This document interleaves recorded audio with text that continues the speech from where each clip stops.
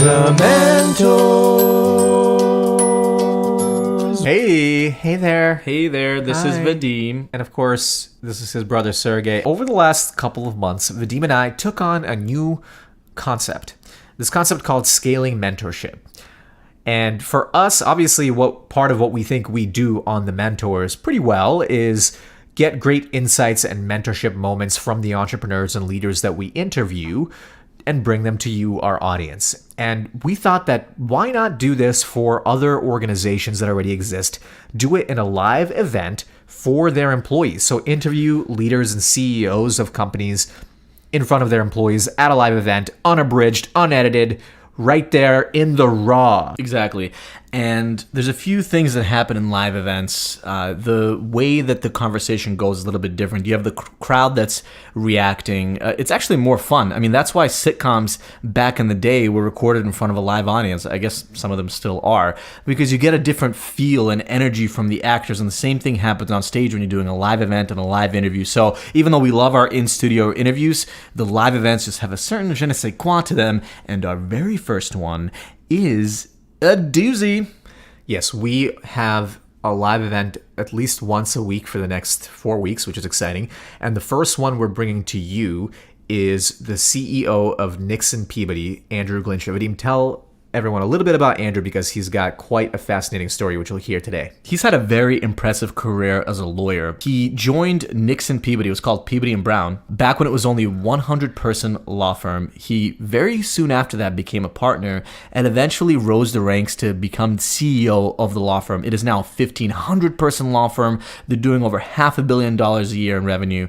They're a massive global organization, and as a matter of fact, it's a global 100 law firm. And his story was incredible because he does things a little bit differently. Yeah, he's not your typical lawyer. So anyone listening to this that is interested in the legal profession, currently in it perhaps even, or even if you're not, there's going to be some great nuggets that you're going to take away from Andrew because he doesn't consider himself a typical lawyer. In fact, he got bored practicing law, which you'll hear a little bit into the episode. All right, so no more talk from us. Well, there is going to be during the episode, but not in this introduction. Please enjoy our conversation with Andrew Glincher of Nixon Peabody. All right, how's everybody doing today? You guys awake? Let's see what time it is. Oh, it's 10 a.m. You should be awake now. You guys get up early, right? You guys are up all hours of the night. All right. Welcome back to The Mentors. This is Vadim. And Sergey. And this is a show where we tell stories about ordinary people that became extraordinary entrepreneurs despite lack of experience, money, or connections. And sometimes it's all three, sometimes it's one or the other, but we know that everyone has their own obstacles. And we decided to sit down with Andrew Glincher, the CEO of Nixon Peabody today, to understand how he was able to develop his own career and hopefully share that with some of the folks that work with him and for him and our audience listening to the podcast. So, Andrew, we'd like to get started. You know, when we look around at this office, we look at the folks in this room, we see a lot of different types of faces, and we see people that represent a lot of different backgrounds. And when we look at you, I would say that you now, as the CEO of Nixon Peabody, seem like somebody that fits very well in this chair, sitting in the CEO position. But we know the history is a little bit different than that. So I'm wondering, when you were growing up, did you ever see yourself as somebody that would become a lawyer and then eventually even potentially run a law firm? Is that something that ever crossed your mind? It matters at what age. So I hate to answer a question with a question.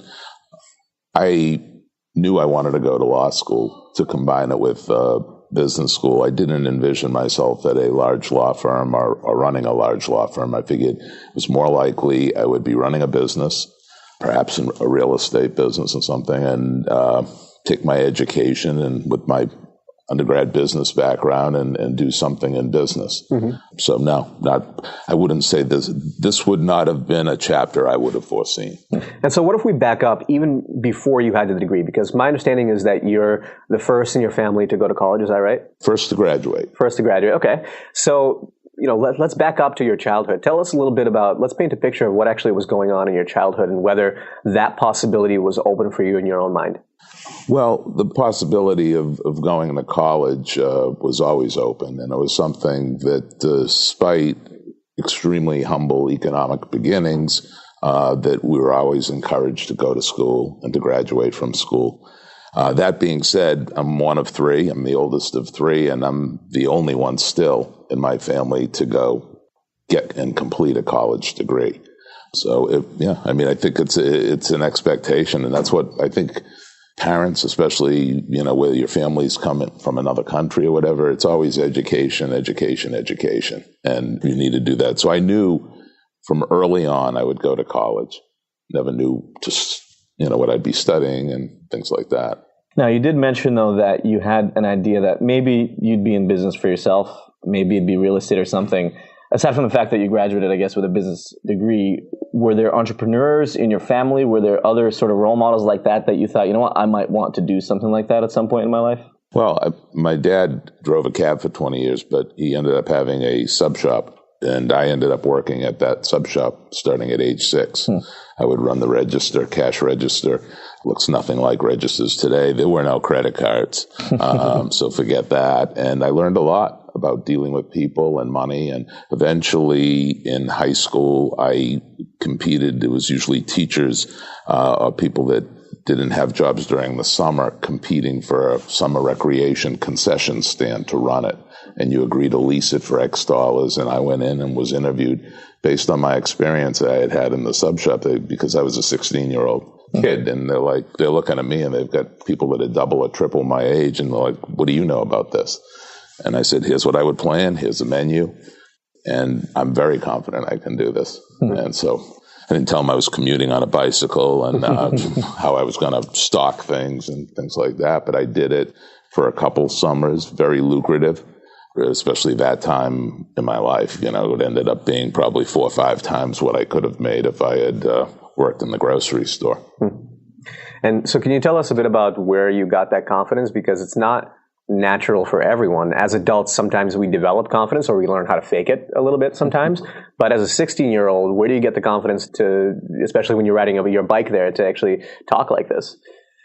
It's a good question. I would say you get confidence from your family sometimes, and sometimes you don't. And if you don't get it from your family, you certainly got to find it with your friends and other people you deal with in life, because not everybody has positive family experiences. I did. So nobody said, you can't do this. So what was your trajectory then right after school? Because a lot of people, they graduate, especially with a degree like that, where you can apply to a lot of different areas. What was the very next thing that you did in your path, and why did you choose? Out of high school or out of college? I had an undergraduate degree in finance and marketing, and I chose to go to work. And I went out to the West Coast in LA and worked for a company in financial services called Prudential, and ended up doing financial analyst type duties. But how they convinced me to take that job over other jobs, I had offers from a lot of the banks to go in their training program, and some retailers. And I took that job because they promised me that half of my work would be, I would get to work with the number 2 person, the executive vice president. And I thought, wow, that's got to be great experience. Sitting looking at people in this room won't even remember. There's something called microfiche, okay, that you could look at under a scope, almost like a microscope, where you could look at data. Way back when, you weren't going to printers or computers, so you would look at, I didn't want to just be reviewing finance and accounting records. That to me was a real snoozer. The other good part about it was they had flexible hours. So I could go in at 7 a.m. because I usually get up early, and be done at 3 and hit Venice Beach or Santa Monica Beach, which was really cool. Were you a surfer? No. Do I look like a surfer? I don't know. You did. I saw that you did yoga, and I wouldn't necessarily guess that either. Yeah, it's more of a stretch these days, but no pun intended. None. That's actually a really good point that you made, though. It sounds like you had the opportunity, or at least you had enough savvy to recognize that being close to the top would give you certain insight. Now, do you feel like then you did have more opportunities because of that? Like maybe a new gig opened up and you got promoted faster? Or what was the ultimate benefit of being close to the VP? This was a really boring job by and large. Okay. And part of the things with jobs and experiences, you sort of need experiences that aren't that great, at least to rule out what you want to do or don't want to do. And while the people were extremely nice and I got plenty of opportunities and met some really good people, I knew I didn't want to sit in an office with all of those folks doing things related to what I studied for years to come. I knew that wasn't, my thing. It was very regimented. It was extremely structured, very hierarchical. And, it's just like, okay, I could spend the next 20 or 30 years making a name and where I have little to no control over my career. Or I could pursue a law degree, which whether or not I practice, I have a license to practice, and I always have the ability to hang it out and make a living and work for myself. So to me, having financial independence through the ability to set up your own business was partly what drove me to law, besides a keen interest. That's interesting because, I think now in this day and age, switching careers is very common for people. And we're always looking for the next thing that we could do. But maybe when in your time, I guess it was the 80s when you were doing this, it wasn't as common. Is that, again, does that come from, or maybe, I don't know if it was a common because that's when I was born and I didn't understand anything back then. But is that something that, you just kind of were the kind of person that made these decisions based on the opportunities you saw? Or was there someone in your life that opened up that kind of thinking for you? No, I sort of did it myself. Yeah. I've been fortunate and blessed with very close friends that do different things and advisors, although a lot of people that advise me are no longer around. But it's, I just saw that very clearly that was not going to be my destiny and that I needed to figure out something else. And I didn't want to do that. And, you should never, you only know what your experiences are, right? We're all sum of our experiences. So my big sum of experience, other than I had worked at several other jobs, was this. And, corporate life, inside corporate life, even though I worked with nice people and had good responsibility from day one, was, just what didn't feel like where I wanted to be. So you mentioned advisors and people that could steer you in certain ways, or at least people that showed you other career possibilities. How do you find advisors, or even throughout your life, how do you attract people to mentor and advise you? Persistence. In what way? Be a pain in the ass. I'm pretty good like that. You hear that? Listen to no, everybody assumes because of whatever job you have that, you're too busy or they're afraid sometimes to approach you and things like that. What I found is I just ask people questions, and I've always been amazed at how people are always willing to take time. Like I'm a huge believer in lifelong learning. I need to learn something every day. And I believe I can learn something from everyone I deal with. So there's all of those opportunities. It's endless. And I love dealing with people. So for me, that's what you do. People don't believe this, but I was introverted in high school. I was not an extrovert. I would not want to go into a room where I did not know people. I would not begin a discussion with anybody unless they were a friend of mine and I had repeated, occurrences of being with them. But people were willing to talk to you. I remember when I first took this role on, and one of my first meetings was a global 100 of the 100 top law firms in the world, meeting of CEOs and managing partners. And I went there and I just, people were very welcoming, even though we're competitors. We're in an industry with flat demand. The way you grow is by taking it from competitors. And even though we're competitors, we get together, and I've got great relationships with all of them. And I think people are just flattered that you ask them a question. And I ask a lot of people questions because that's when I learn things. And then you take all that information that you have and you make your own decision. Yeah. In our business, this has been a business based on precedent.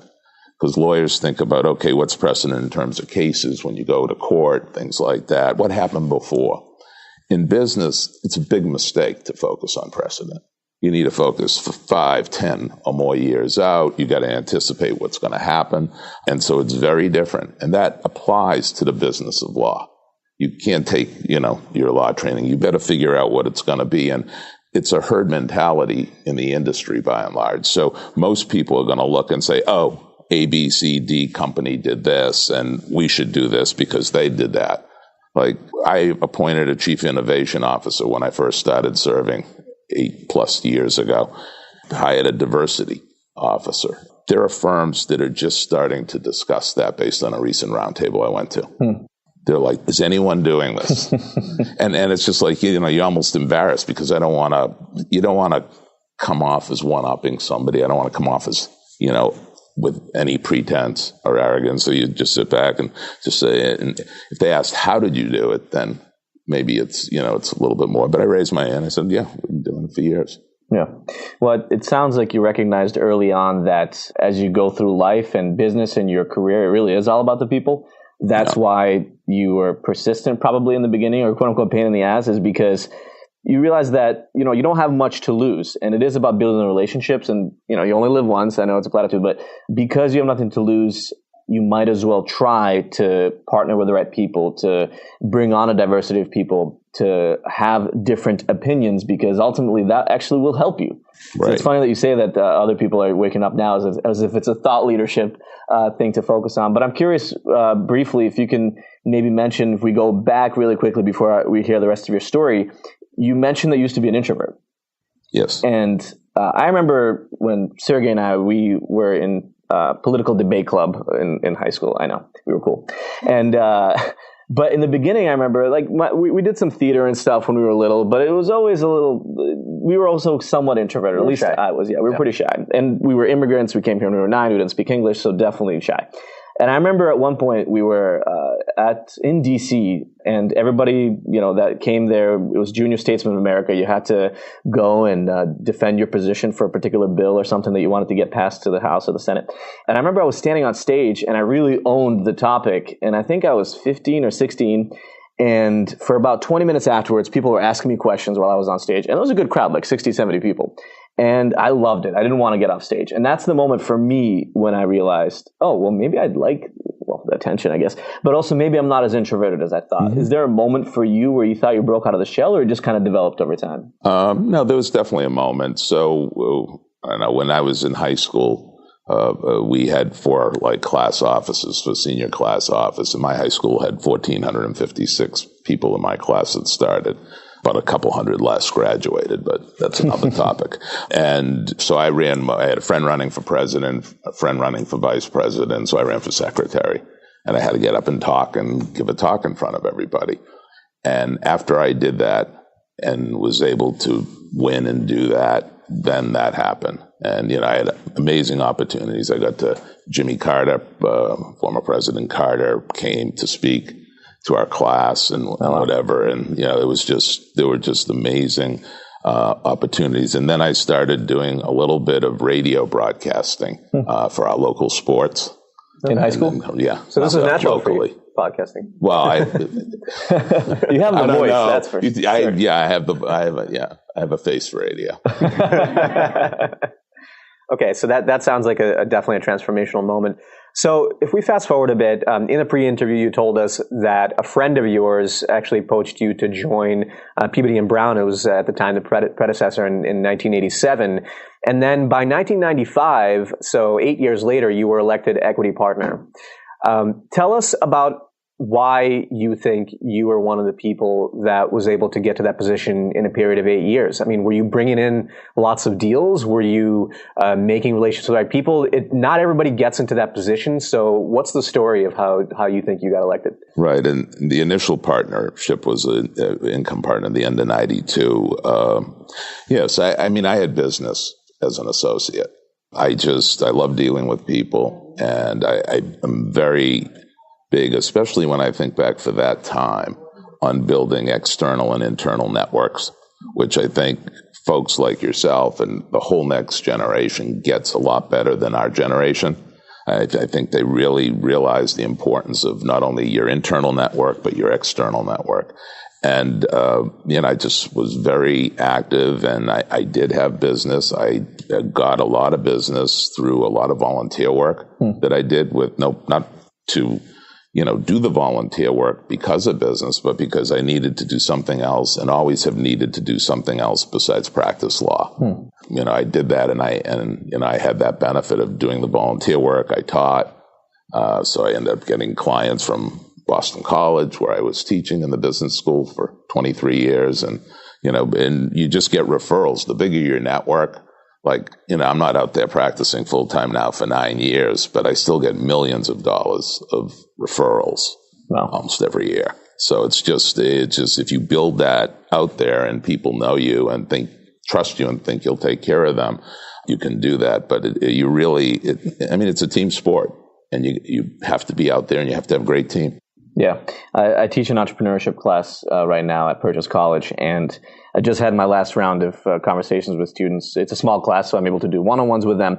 And I asked them, what was the benefit that you got from the class? Now, I'm not an academic. I'm wearing a blazer, yes, I know, but I'm not. And the way that I teach the class is reverse classroom style. It's a lot of experience. You're going out talking to customers. I'm making you go to networking events. I'm making you actually build your business. As a matter of fact, I didn't let people into the class if I didn't think they were working on their business. And so one of the questions I asked is, what'd you think of the class? And half the students, I would say, said that I didn't realize how important building your network is, which in college, a lot of times you don't realize. But even as an adult, it's easy to stay home and not want to, let's say, go to an event or a dinner or somewhere or a volunteering opportunity where you might rub shoulders with other people and actually develop a real relationships that might bring in business. Right. And same with these students is, they're now, I have two of the students have internship opportunities. And after a month, they went to 2 networking events and they already have internship opportunities. Yeah. The other ones are actually having customer meetings, which most people, when they're 19, 20 years old, they don't even know how to have a customer meeting. And so they're getting comfortable with the idea that this is actually what's important about building a career, not necessarily figuring out a secretive way to make money or something that somebody doesn't know. But networking can mean so many different things. But how do you actually take a relationship from, let's say, an informal relationship where maybe you're volunteering together or you just meet whatever at an event, to a working relationship where you're actually going to do business together? What's I don't want to say tactics, because you're not necessarily maybe going into that situation expecting to close deals or get deals. For some people that might not be natural for. What are some techniques that you use to actually convert and change a relationship to a business one? That's a good question. Initially, I would never just ask somebody for their business. People do that today. I wouldn't want people thinking that I wanted to get to know them better or be closer to them because I wanted them to be a client. So I wouldn't do that. But what I would do was I would get to know people better. And I always spoke passionately about what I did. But more importantly, I got to know what they did. And I got to know their business and their industry and became, tried to learn as much as I could about each person's business that I met. So sometimes when you learn about what other people do, it presents opportunities to refer them business. So in some cases, I was able to then help their business before they ever became a client. And you do that, and they're so grateful. They obviously want to help you. But a lot is building that trusting relationship. And you can't be phony about it, and you got to have things in common. And folks think that to develop business, because we're all salespeople, even in professions. Just to add really quickly, that's an incredibly important thing to say, which is add the value, which a lot of people do say, figure out how to add value before you ask for something in return. And it can be hard because how do you know how to add value? But as you're developing that relationship, you will find opportunities where something that's unique to you or your ability to help, even if it's an introduction, is adding value. Right. And I think that's right. And, professionals, until the last decade or so, almost looked down, especially professionals in large professional service firms, whether it be an accounting firm, whatever, look down on that part of it because they're professionals and you shouldn't have to do that as professionals. But we're all running businesses. It's a business. That's what folks do in business. The other excuse that I will hear is that that's good. It fits with your personality, but that doesn't work for me because I'm not you. Yeah. And my answer to that, even though you didn't ask me the question, my answer to that is that if you look at clients or customers, they come in all shapes and sizes, and anybody can have a match with some. You might not click with everybody, but anybody could have a match. And what I've said before is, you can't be afraid of failure. you have to keep going. You have to keep trying. And you look at, a baseball player could have a Hall of Fame career if they get 3 hits out of every 10 at-bats, right? And they bat 300. You're going to have misses. It's okay. Right. And sometimes respond to a proposal, an RFP or something, and you'll try and win a client's business, and it won't work and someone else will get it. It doesn't mean they're not going to call you in a year. Yeah. It doesn't mean, I've always been fortunate to get business from people that I work opposite of, which I consider ultimate compliment, because you're working with them, you're competitors, and somehow, they like me based on how the transaction went. Maybe I was nicer to them than other people or whatever, but you never know. The other part of it is, and this is certainly true when talking to professionals, most professionals need to hear or see something 8 to 10 times before they adopt it, and then before they'll believe in it. And you could tell them, this is what we want to do as our business, and it's going to fall on deaf ears, and you need the exposures. It's the same thing with people and building trusting relationships. You need multiple exposures. Nobody knows how they're going to come. Maybe you bump into somebody at a kid's baseball game. Maybe you're volunteering at a similar event. Maybe you've had lunch. Maybe you have multiple introductions. But those additional contacts, and today it's more in social media. Even in social media today can substitute for in-face contacts. I cannot even tell you how many clients and relationships that have been rekindled because of my activity on social media, and how many requests I get. We know you don't do this, but could you recommend somebody else to do this? So those contacts today can be made much less formally. You start connecting, hearing, and people share their lives. My God, you know more about people than you want to know, right? And some people just think that every minute of their day is something worthy of reporting and putting out there. And a lot of it sounds like fiction to me. And if it's that good, then it makes everybody else feel bad, right?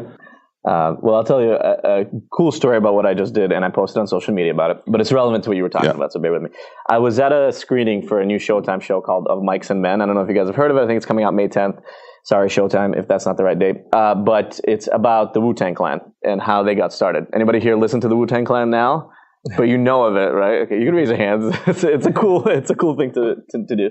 I actually didn't. I was more of a Tupac guy, but my friend works in the entertainment industry, and he brought me to the screening that not everybody gets to go to, because the people that go there get to vote at the Emmys. And after the screening, the people that are on the docuseries come out on stage and do a little panel, and there's like 3 or 4 members of the Wu-Tang Clan there. And if you know the Wu-Tang Clan, the leader is RZA, RZA. Hopefully I pronounced that right, RZA, sorry. This guy, I mean, look, they were huge in the 90s. They were able to retain brand equity. They're pretty famous still to this day, at the very least for people that like rap and hip hop. And so, but afterwards, there's a mixer with a couple hundred people. It's a relatively big event.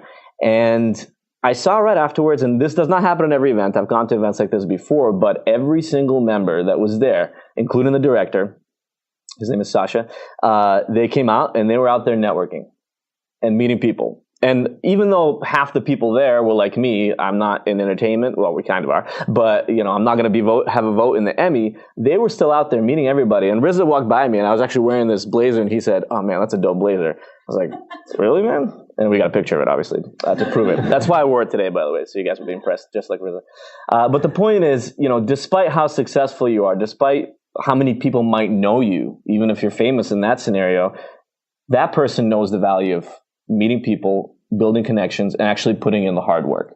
So it never really stops. But the next question I wanted to ask you was, as you were kind of moving up in the ranks, when was the first time you got the opportunity to lead other people? In other words, having other people report to you. And how did that feel? Were you naturally able to do it? How did you develop those skills? When did that happen? Well, I mean, the first opportunity was probably in high school, right? And then I had additional opportunities in college as well. And but if I'm looking at our business and the firm, when I ran it was an election for executive committee, and I ran against a couple of people who had been doing it for like a long time. That was the first opportunity, because that 5-person committee that I was on ran the firm. So that was a lot of years ago. That was when I was a young partner. So that was 1995. So and I had different opinions than other people, but I kept pushing for the firm to do things. They're small things, like not small for the time, but like gym memberships pay for everybody. In mid-90s, we didn't do that. Right. Nobody did that. They looked at it. They said, that's going to cost us. Why would we want to spend? And it just wasn't, my firm. It was everybody. Nobody. They said, who else is doing it? I'm like, nobody is. It's wrong. I said, don't you want people to be healthy? And just, it's a stressful profession. So we did. And we did that. The other thing that I remember doing was pushing to go business casual.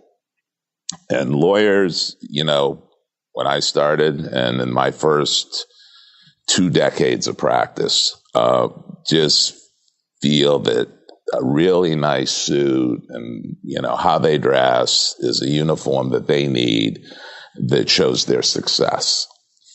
I don't like it because coming from my background, I find it to be elitist and that people are being judged by their clothes. So I think people should be able to wear whatever they want to wear. As long as, it's not a distraction in the workplace and doesn't, isn't overly sloppy. So I was getting no movement. I tried to schedule a meeting on this and I kept getting resisted by the managing partner. He's a really good guy. It's just a different time, right? It's just, things are different. And finally I said, I'm a member of the executive committee. I can call a partner meeting as any partner could do. I went to you out of respect, but I need you to call this meeting. And so he called the meeting, and he did it like the day before Christmas or something, figuring, screw you, Glincher. I'll call a meeting, but you're never going to get this. And he really didn't think there was anybody that cared. I think if he thought people truly cared, he might have, but he got the vote 35-3 to go business casual in the mid-90s, where I only knew one other firm that was starting that. So it can help. It's just, but for me, it was more a class system and how you're judging people. And I don't want people shouldn't, think that people wear suits are more important than people who don't. So one common theme throughout this conversation is persistence, but sometimes persistence can be perceived as annoyance, and I think there's a fine line. How can you be tactfully persistent? How do you push people, but in a way that you don't actually force them to alienate you, that they actually are an ally? How do you do that? That's a good question. I try not to be obnoxious, right? I try not to go there, and I don't. And I think the biggest thing is it's something our business is very strong on throughout the organization is real high degree of mutual respect. You need to respect everybody and everybody's opinions. And people who aren't respectful really don't make it here. It's a really good, strong, collaborative, respectful culture. So I think you just need to do that. And then, you can't tell, I've got 1,500 colleagues. You can't tell lawyers what to do. Okay, I can, but that's not an effective way. I can tell people what to do, and they'll probably do it, but I don't tell people what to do. I try and show people options, and I hope that the option that I may be recommending will resonate with them.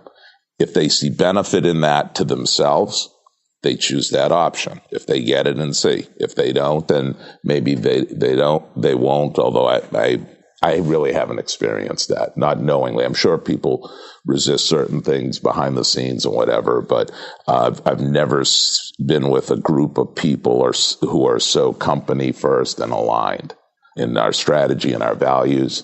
So I think, that's really important. And that's, you need that in a workplace today because you're profitable and you make money. Nobody cares.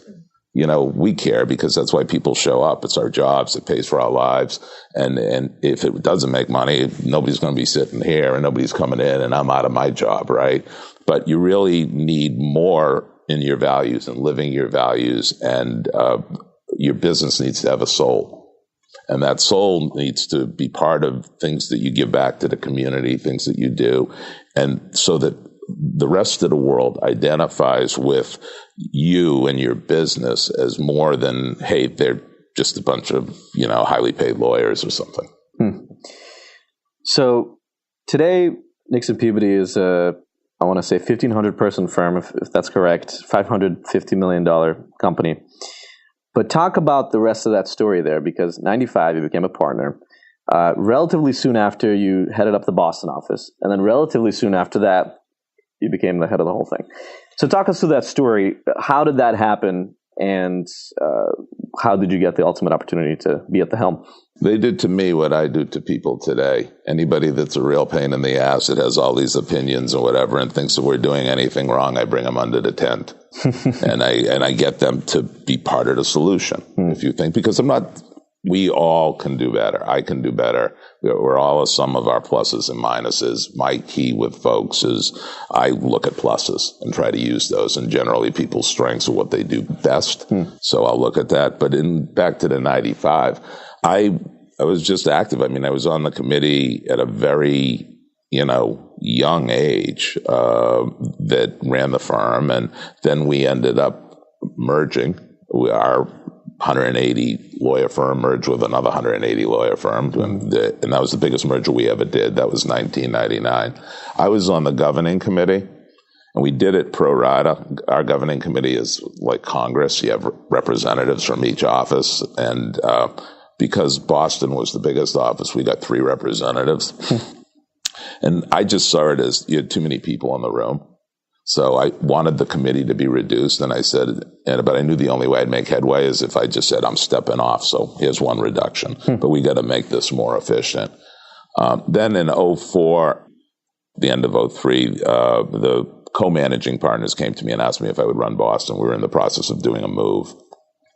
And I said, sure, love to take on the challenge. And, I had a big practice and dividing it, but I like doing the other stuff. I got bored just practicing law. I shouldn't say that. That's a terrible thing to say. But I just, a lot of what we do is redundant. And what energized me to practice law, and I could have continued practicing law forever, were the people I dealt with, not internally on my team and externally as clients. I worked with people that I really liked. So I did that. And at the time it was interesting because they said to me, the good news is you're the most approachable person in the firm. The bad news is you're the most approachable person in the firm. When people come to see you, get up, stand at the doorway. You have to monitor your time better. So they left. And, today I'm welcoming to feedback. I wasn't as welcoming to feedback 15 years ago. But, and especially they had many qualities I admired, but interpersonal skills wasn't high on that list. And emotional intelligence was even further behind. So I tried to, it's like with everybody, I said, I'm sure there's some degree of truth in everything, right? All these perceptions can be reality. So I try to say, okay, and try to manage myself better, but knew that I couldn't limit my interactions with people that wanted to speak with you. You just learn how to manage it better. I mean, there's some people I learned early on, and I figured I could fix them. They were broke. I could fix them. And you spend hundreds of hours and you realize you're not fixing it. So it takes you 10 years of your life to figure that out or something. And, but you got to spend your time in the end, where you think you can do the most good. I'm curious, because the legal profession is interesting. We're all told doctor, lawyer, engineer, right? We started off in finance for the same reason. Our brothers are in computer science for the same reason. But the legal profession is a little bit different now. It's relatively saturated. And despite that, though, the firm has been growing. And you guys, it seems to be, are having continued success and continuing to add value in the market. What do you think is different about what you do versus maybe your competitors, or generally about how you go about business? I think a lot of it goes to the culture. We have and we've been told this when we surveyed our industry leaders and clients, including people who weren't clients, but maybe we wanted to have as clients, and asked them, what is your perception of Nixon Peabody? And continuous theme we kept getting back were really nice people, great at what they do, really nice people. They actually work together well and actually like each other, which to me, I'm like, wow, people work with people they don't like. And so that came back extremely strong. And I played off that.